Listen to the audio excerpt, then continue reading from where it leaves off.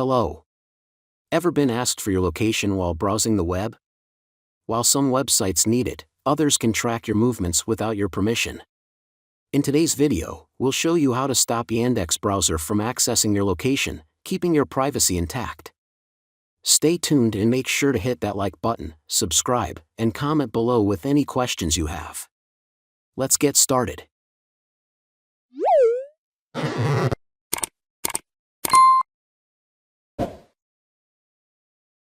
First, open Yandex Browser and click on the three horizontal lines in the bottom right corner to open the menu. From the drop-down, select Settings. Next, scroll down and click on Websites.